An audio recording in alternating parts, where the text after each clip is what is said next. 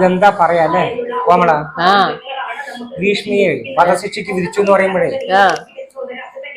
നമ്മൾക്ക് കാണുമ്പോ സങ്കടമുണ്ട്. 24 വയസ്സ് പ്രായമുള്ളൂ. 24 വയസ്സായിട്ടുള്ള കുട്ടിക്ക് 3 വർഷത്തോളമായി. 2022 നടന്ന സംഭവമാണ്. ജനലക്ഷങ്ങള് ടിവിന്റെ മുമ്പിൽ, വാർത്തകൾക്ക് മുമ്പിലാണ്. യുവനം സമയം. മരിച്ചുപോയ പയ്യൻ ഷാരോൺ ഉണ്ടെങ്കിൽ 24 വയസ്സാണ്. 24 വയസ്സ്, രണ്ടാൾക്കും ഒരേ പ്രായം. നമ്മളെപ്പോലുള്ള രക്ഷിതാക്കളുടെ മക്കളാണ്. അതെ. ഷാരോൺ സ്നേഹിച്ച് വിശ്വസിച്ചു. ഈ പറഞ്ഞ ഭീഷ്മ ചതിച്ചു, കഷായത്തിൽ വിഷം കൊടുത്ത് ചതിച്ചു, വഞ്ചിച്ചു. ഇന്നത്തെ തലമുറയിലുള്ള മക്കൾക്ക് വരുന്ന ഒരു അനുഭവ ഫലങ്ങളാണ് ഇന്നത്തെ തലമുറയിൽ, അല്ലേ? പ്രണയം നല്ലത് തന്നെ, അത് കഠിനമായാലോ ആപത്തുണ്ടാക്കും. നമ്മളെപ്പോഴും രക്ഷിതാക്കൾ മക്കളെ വളർത്തുമ്പോ നമ്മൾക്കും ഭയം വരികയാണ്. പിന്നെ ഇവിടെയും പെൺമക്കളുണ്ട്, നാട്ടില് പെൺകുട്ടികൾ, ആൺകുട്ടികളുണ്ട്,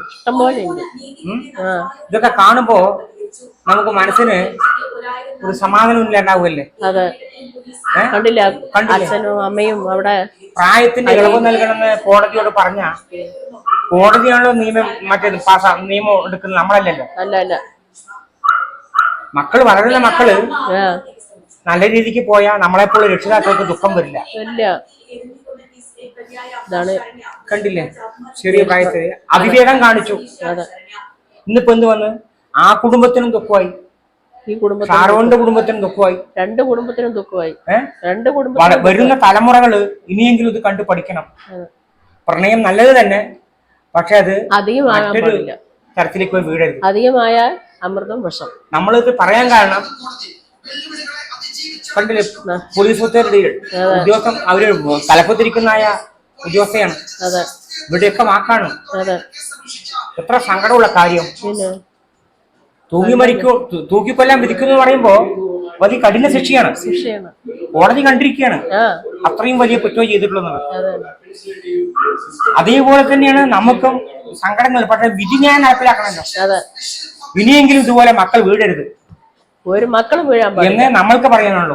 എന്താ കാരണം ചോദിച്ചു കഴിഞ്ഞാൽ നമ്മളും ഒരു ഇന്ത്യൻ പൗരൻ, നമ്മൾക്ക് മക്കളുണ്ട്, കുട്ടികളുണ്ട്, എല്ലാം. നമ്മൾ കുറെ ആൾക്കാർക്ക് നല്ലത് പറഞ്ഞു കൊടുക്കുന്ന ഒരു സ്വാമിജി, ഒരു ചാനൽ നടത്തുന്ന മലബാരം.